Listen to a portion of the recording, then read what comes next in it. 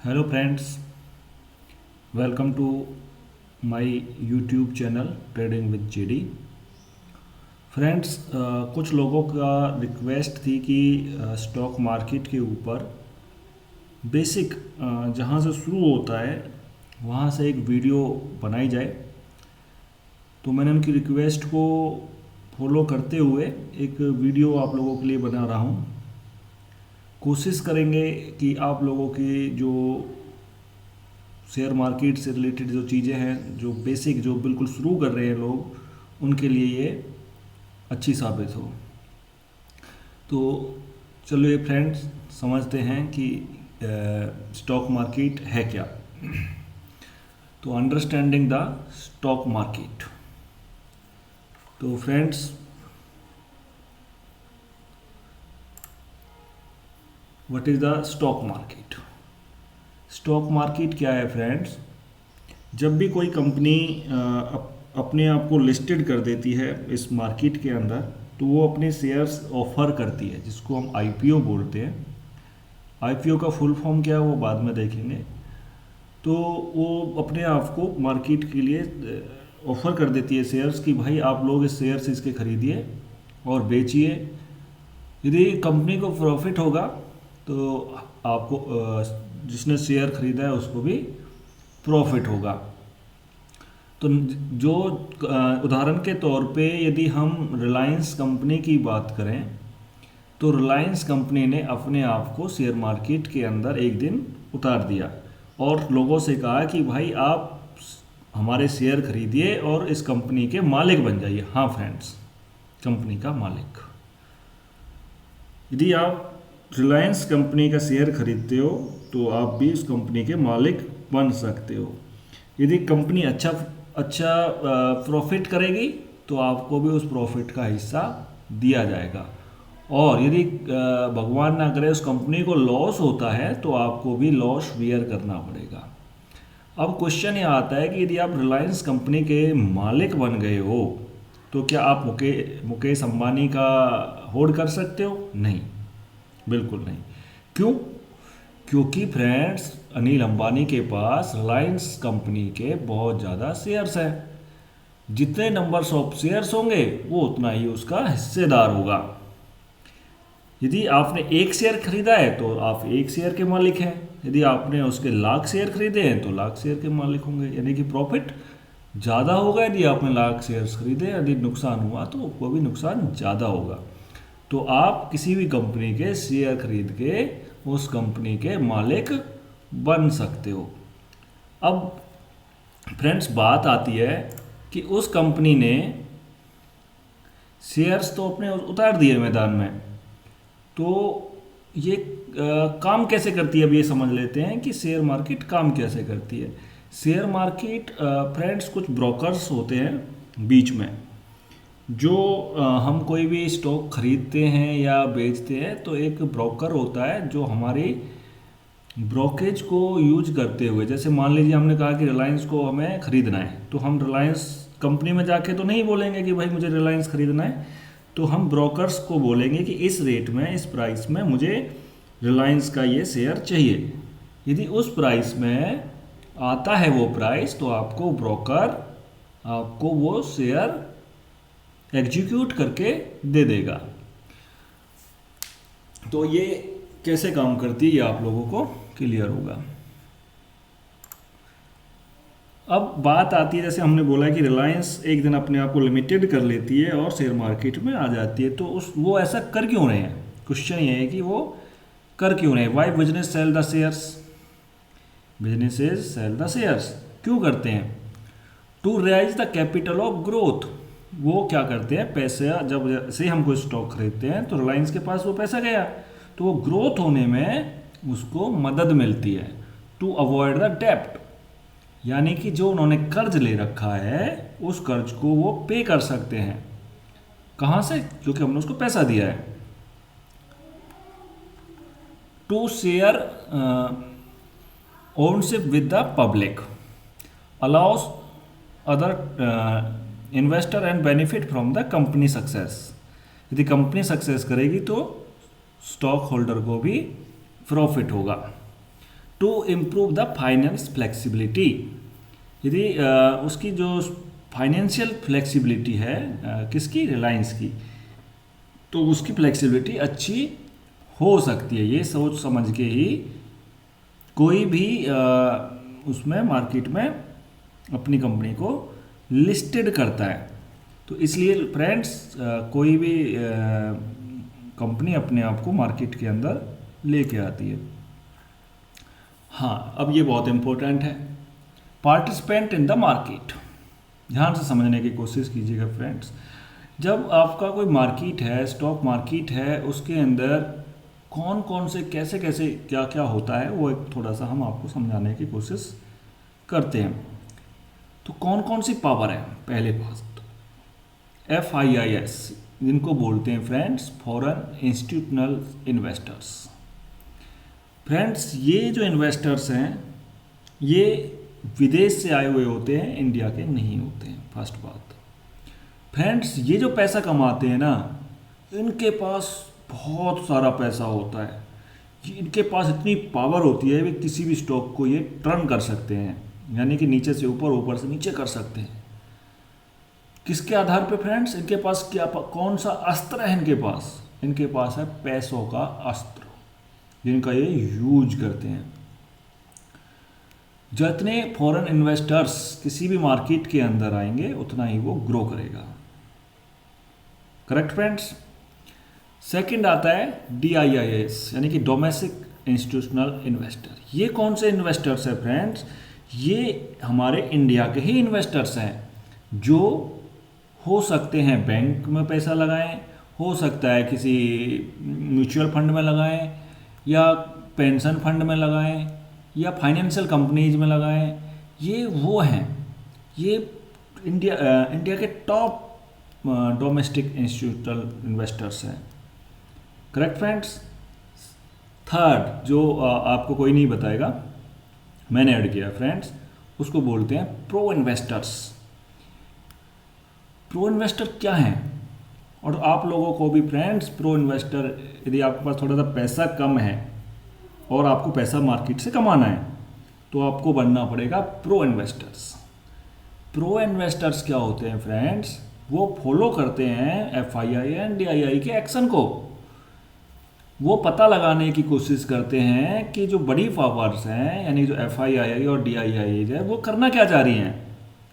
वो उनको फॉलो करते हैं, उनको एक इंजन मान लेते हैं फ्रोज, कि भाई अब FII और DII इस शेयर में, इस मार्केट के अंदर, इस स्टॉक के अंदर खरीदारी कर रहे हैं।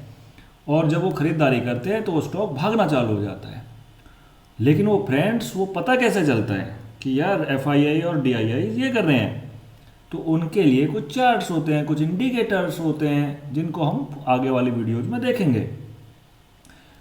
Okay friends. तो प्रो बनने के लिए आप लोगों को अपनी नॉलेज बढ़ाना होगा, आपको पता करना होगा कि प्रो FIIs और DIIs प्रो कैसे यूज करते हैं, उनका कौन सा ऐसा हथियार है। आपको कि क्लियर हो गया होगा, FII और DIIs का अस्त्र क्या है? पैसा।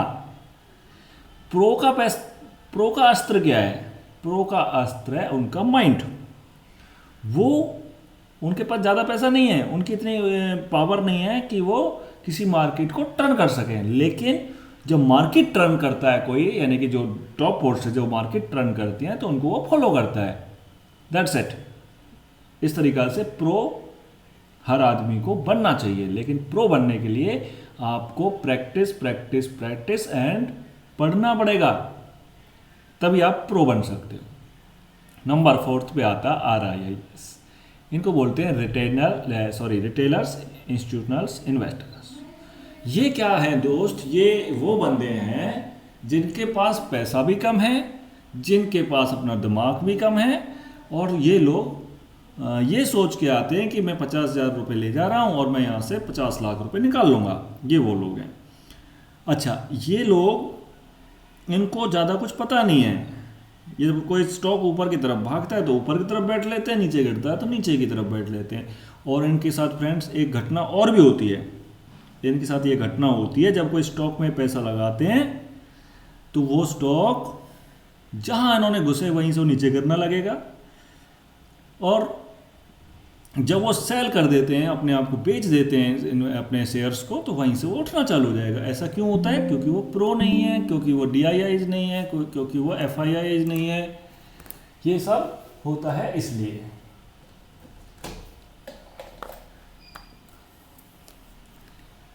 Clear friends?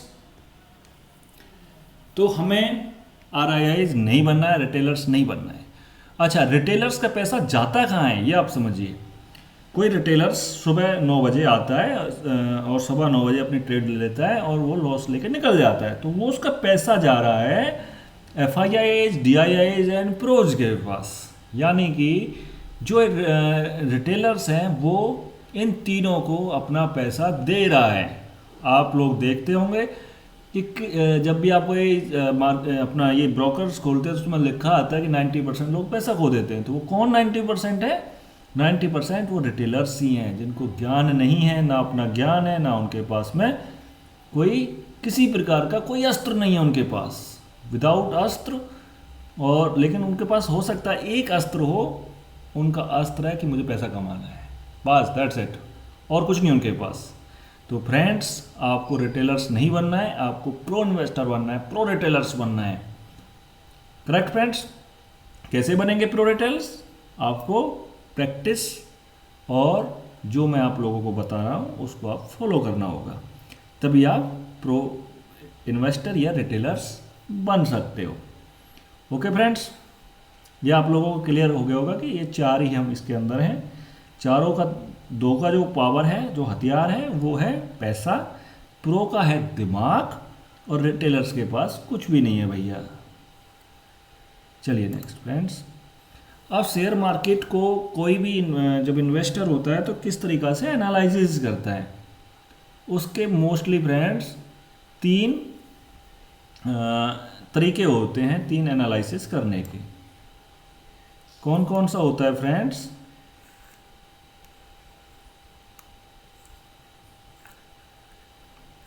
पहला होता है फ्रेंड्स फंडामेंटल एनालिसिस।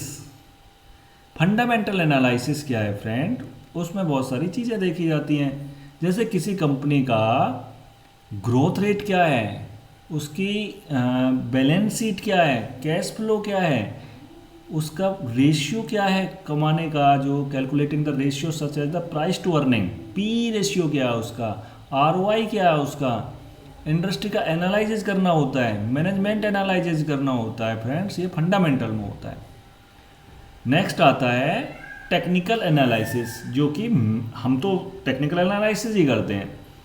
उसमें क्या होता है? चार्ट पैटर्न्स, भैया कौन सा चार्ट पैटर्न बन रहा है, कौन सा इंडिकेटर देखना है, कौन सा ट्रेंड का कैसे एनालिसिस करेंगे कि ऊपर जा रहा है। जैसे हमने पहली वीडियो में देखा, ट्रेंड का एनालिसिस हमने किया था डाउ थ्योरी से, कि कौन सा ट्रेंड अप ट्रेंड में है, डाउन ट्रेंड में है, साइडवे ट्रेंड में है। यदि आपने वो वीडियो नहीं देखा है तो डाउ थ्योरी जो पहला वीडियो है आप उसको देख लीजिएगा, उसमें ट्रेंड का एनालिसिस किया गया है कि कौन सा ट्रेंड किस तरीक़ा से हम देखते हैं। थर्ड आता है friend sentiment analysis. Sentiment analysis क्या होता है फ्रेंड? जब ये एक तरीक़ा से मीडिया के थ्रू चलता है, जब कोई मीडिया कहता है कि भैया ये स्टॉक बहुत ऊपर जाने वाला है, ये न्यूज़ में कहीं होता है, तो वो सेंटीमेंट एनालिसिस होता है। अब कोई ये पूछे कि भाई इन तीनों में से बेटर कौन है, तीनों ही बेटर है, लेकिन इन तीनों में से सबसे बेटर कौन है? तो मैं एक चीज़ आप सोचिएगा फ्रेंड कि मैं टेक्निकल एनालिसिस को क्यों बेटर बता रहा हूँ। जब भी हम फंडामेंटल एनालिसिस करते हैं तो उसको दिखेगा कहाँ? वो चार्ट पे दिखेगा। जब भी कोई कंपनी ग्रो करेगी तो चार्ट पे एनालिसिस होगा कि भाई ये तो ऊपर की तरफ जा रहा है।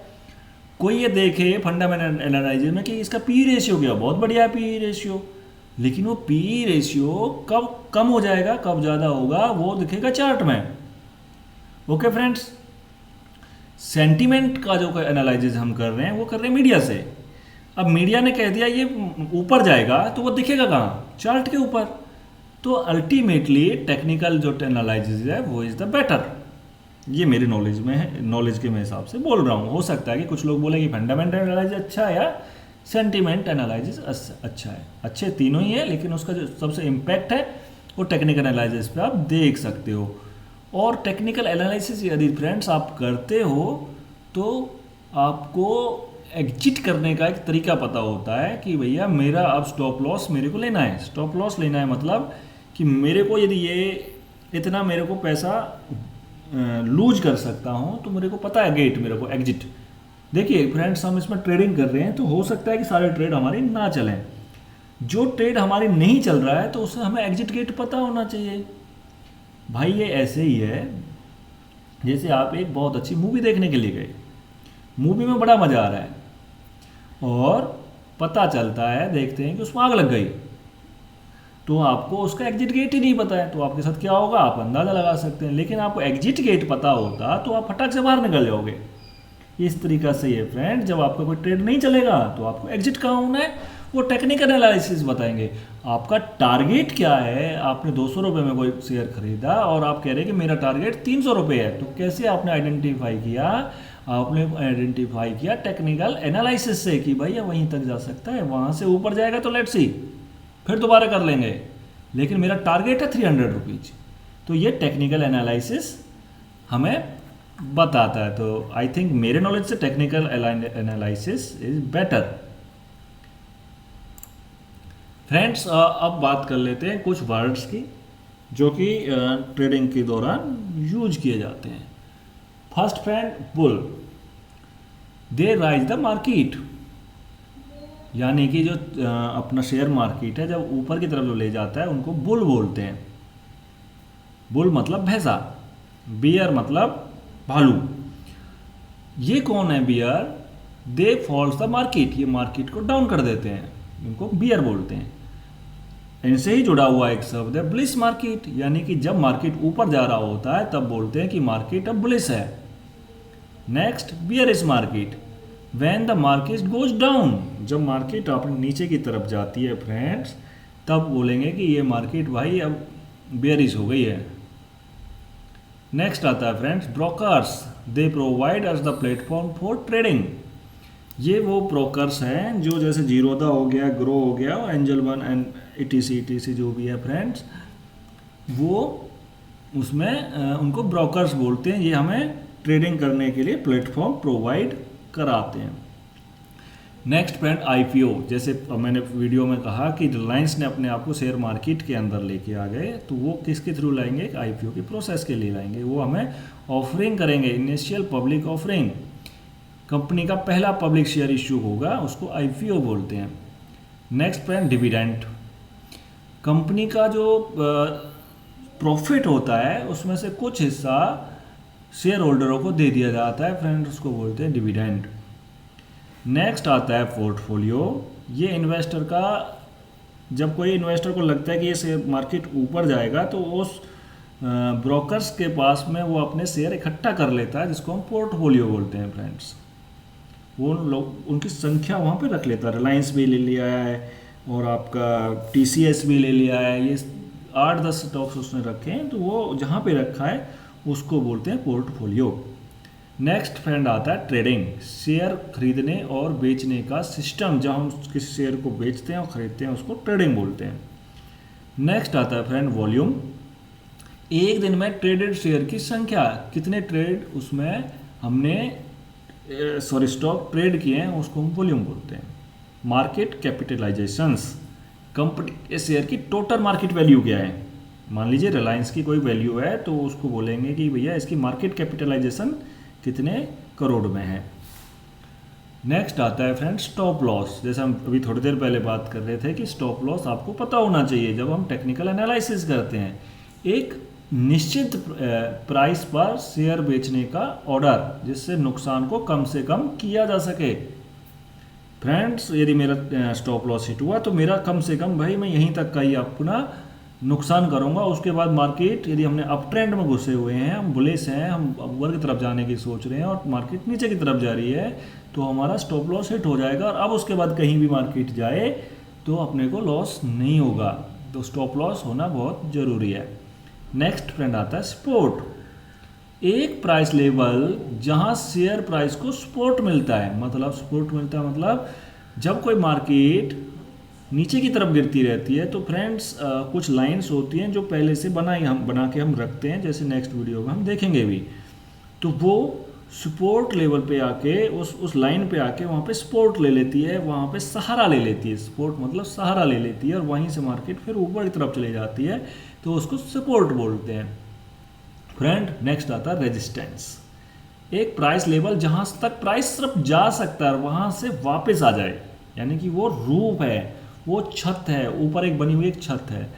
तो फ्रेंड्स सपोर्ट और रेजिस्टेंस क्या है, जैसे आप उदाहरण के तौर पे आप मानिए, थोड़ा सा मैं आपको आसान करने की कोशिश कर रहा हूँ। आपके पास एक बॉल है जो गद्दा खाती है, जो मतलब उछाल मारती हो, टेनिस बॉल। उसको आप जब धरती की तरफ दे के मारते हो तो फ्रेंड्स वो जाके धरती से टकराती है, तो उसको एक सपोर्ट लेवल बोलेंगे कि उसने वहाँ सपोर्ट लिया। अब वो कितनी ज़ोर से मारा है, ऊपर जाके वो रेजिस्टेंस यानी कि छत से, आप एक बंद कमरे में ये काम कर रहे हो तो वो छत से जाके टकराएगी फ्रेंड्स। तो वो छत से जब टकराएगी तो उसको रेजिस्टेंस है वहाँ से फिर नीचे आ जाएगी, फिर नीचे सपोर्ट लेगा, फिर रेजिस्टेंस लेगा। लेकिन फ्रेंड्स होता क्या है कि जब एकदम से बहुत तेज़ी से बॉल मारते हैं तो हो सकता है कि छत तो ना टूटे, लेकिन इस शेयर मार्केट के अंदर रेजिस्टेंस टूट जाए। जब रेजिस्टेंस टूटेगा तब हम ट्रेड ले भी सकते हैं, नहीं भी ले सकते हैं, वो आने वाले हम ट्रेड एनालिसिस में सीखेंगे।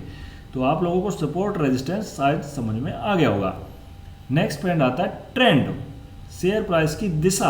आपका ट्रेंड कैसा है भैया, अप ट्रेंड है, डाउन ट्रेंड है एंड साइडवे ट्रेंड है, ये नहीं देखा है आपको। यदि इस वीडियो को ट्रेंड के बारे में मालूम करना है तो डाउ थ्योरी आप एक पहला वीडियो उसको जाके आप देख सकते हैं। आगे आता है मूविंग एवरेज, शेयर प्राइस की एवरेज वैल्यू को कैलकुलेट करने का तरीका। मतलब मान लीजिए मूविंग एवरेज क्या है फ्रेंड्स, मान लीजिए हम 5 कैंडल्स का मूविंग एवरेज की बात कर रहे हैं, तो 5 कैंडलों में कुछ कैंडल तो ऊपर गई होंगी, कुछ छोटी बनी होंगी, कुछ ज़्यादा बड़ी बनी होंगी। तो उन कैंडलों का मूविंग एवरेज, उनका बीच का जो है उसको मूविंग एवरेज बोलते हैं फ्रेंड्स। आगे यदि हम बात करें फंडामेंटल में, तो एक आता है EPS, अर्निंग प्राइस पर शेयर। कंपनी के प्रॉफिट को शेयर की संख्या से डिवाइड करने का निकाला जाता है EPS, अर्निंग पर शेयर, इसको फुल फॉर्म में बोलते हैं अर्निंग पर शेयर।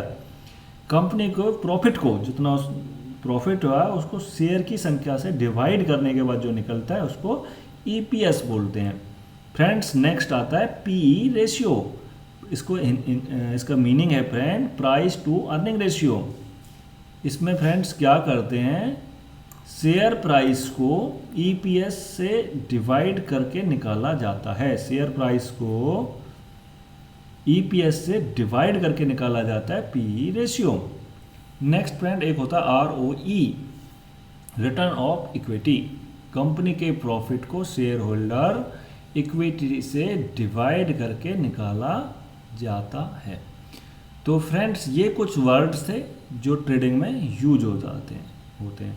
आप इनको नोट भी कर सकते हैं और चाहे तो आप एक स्क्रीनशॉट लेके अपने पास रख सकते हैं, जिससे आपको कभी भी कोई वीडियो नेक्स्ट आएगी उसमें पता चले कि भाई इसका मतलब क्या है।